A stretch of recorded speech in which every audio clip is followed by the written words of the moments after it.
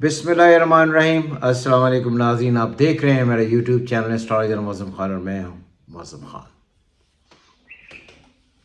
Situations आपको gulf की सब पता है और ट्रम्प्स साहब जो हैं उनकी जो धमकियां हैं वो भी आपके सामने हैं। और ईरान को उन्होंने कहा है कि मैं पत्थर के दौर में वापस भेज दूंगा। और जो आज की उन्होंने डेट दी थी उसको उन्होंने तौसीह करके तो कहा है कि कल ये वो दिन होगा जिस दिन हम टोटल डिस्ट्रक्शन करेंगे ईरान की और तबाही डालेंगे। और तबाही इतनी होगी कि ईरान पत्थर के दौर में चला जाएगा। और अगर ये होता है तो फिर तीसरी आलमी जंग लगने के काफ़ी सारे चांसेस हैं। तो आज हम यही देखेंगे कि कल का दिन जो है वो क्या ईरान को पत्थर के दौर में लेकर जाता है या नहीं। प्लानिटरी कंडीशन चेक करें, क्या कल का हमला होता है, देखिए चेक करें।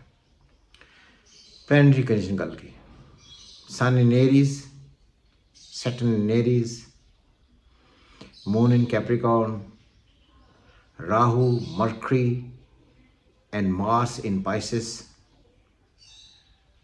Venus in Taurus, Ketu in Virgo. ये प्लानिटरी कंडीशन है। और जब हम एमके सिस्टम ऑफ एस्ट्रोलॉजी करते हैं तो उसमें हम नेपच्यून, प्लूटो, यूरेनस ऐड नहीं करते।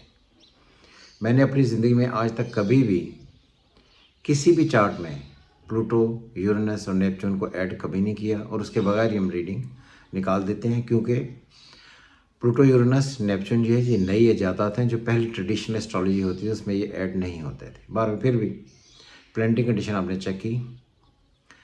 अगर आप देखें कि प्लानिटरी कंडीशन कल मून इन कैप्रिकॉर्न है, कहा जाता है कि मून इन कैप्रिकॉर्न होता है फॉल में। क्लियर? तो ये जो इंडियन बुक्स हैं ये सारी की सारी यही कहती है कि ये जो है बहुत नहस होता है।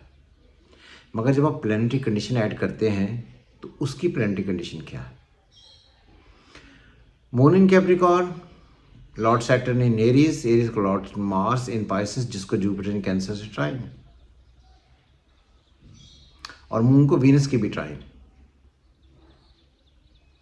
तो एस्पेक्ट कैसे बन रहे हैं? एस्पेक्ट ऐसे बन रहे हैं कि जब भी मून वीनस से आकर एस्पेक्ट में आता है और वीनस बहुत स्ट्रांग हो तो निगोशिएशंस की तरफ, टॉक की तरफ लेकर जाता है, डिस्ट्रक्शन की तरफ लेकर नहीं जाता।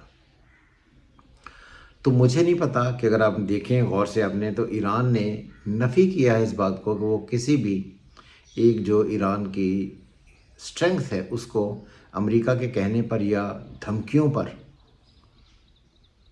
नहीं समझेंगे। से मुराद ये है कि ईरान किसी भी एंड पर अमेरिका की किसी भी धमकी जो उसने आज दी थी, कल दी है कि स्टोन एज में पहुंचा जाएगा, उस पर कान धरने को तैयार नहीं है। तो हमारी रीडिंग्स जो हैं वो नॉर्मल, जिस तरह आज का दिन गुजर गया कल का दिन भी ऐसे गुजर जाएगा। आई डोंट थिंक कि इसमें कहीं भी जाकर ऐसी डिस्ट्रक्शन या ऐसी तबाही होने की तरफ जा रही है। दिन ऐसे हैं कि जिसकी वजह से ईरान बलियमेट हो जाए और स्टोन एज में पहुंच जाए। प्लानिटरी कंडीशन जब हम पढ़ते हैं डे बाई डे तो फिर मून ही को देखा जाता है और उसके बाकी एस्पेक्ट साथ मिलाकर पढ़े तो ये है जिस तरह नॉर्मल डेज गुजर रहे हैं ऐसे दिन गुजर जाएगा। हाँ, इस बात के काफ़ी सारे चांसेस हैं कि कोई एग्रीमेंट हो, कोई डील हो, कोई ऐसी बात सामने आए जिसकी वजह से कल का दिन टले और फिर आगे मामला आगे चले। उसको हम बाद में डिस्कस करेंगे। मगर कल का दिन तो बिल्कुल ऐसा नहीं है जिसकी वजह से बिल्कुल ईरान अपनी स्टोन एज में चला जाए और इतनी तबाही हो जितनी ट्रम्प कह रहा है। अब दूसरा क्वेश्चन ये है कि अगर फर्ज करें जंग आगे चलती है तो क्या फिर भी ईरान जो है वो स्टोन एज में जाएगा? Answer is no, straight away no.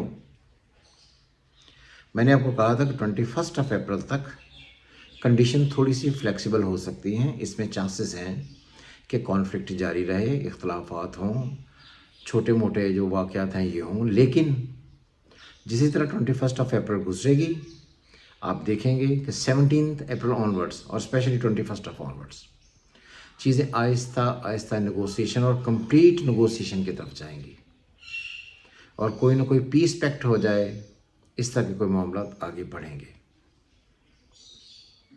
और ये जो सिचुएशंस हैं वैसे तो ये अगस्त तक रहेंगी, लेकिन आहिस्ता आहिस्ता चीज़ें बेहतर होने की तरफ बढ़ेंगी ज़रूर। थर्ड, क्या तीसरी आलमी जंग होने जा रही है? हमारे माशाल्लाह बहुत सारे एस्ट्रोलॉजर्स और इंडियन के बहुत सारे ने पहले ही कहा था जी वर्ल्ड वार 3 होने जा रही है, सारी दुनिया ये हो जाएगी वो हो जाएगी। नो, वर्ल्ड वार 3 होने के लिए जो प्लानिटरी कंडीशन दरकार हैं, जो होनी चाहिए, वो बिल्कुल नहीं हो रही हैं।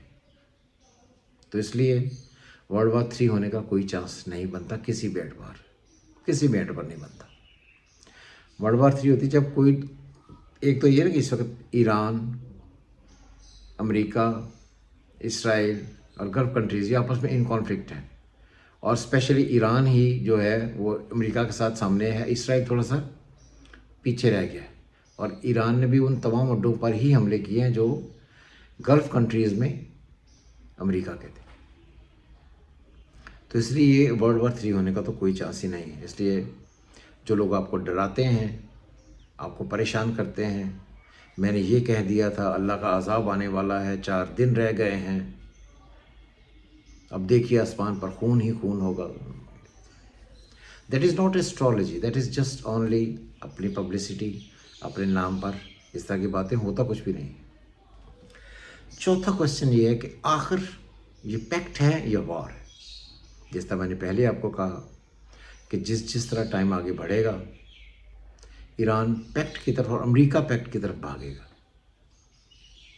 दिखा वो ये रहा है जैसे उसने ईरान को जंग हरा दी, लेकिन अभी भी ईरान किसी भी एक उनके शराइत मानने को तैयार नहीं है।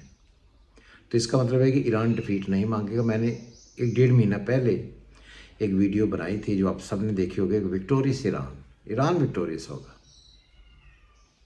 जब जंग लगती है तो डिस्ट्रक्शन तो दोनों तरफ होती है। अगर आप देखिए 24 के करीब 24 अमेरिका के त्यारे गिरे हैं, कितनी बड़ी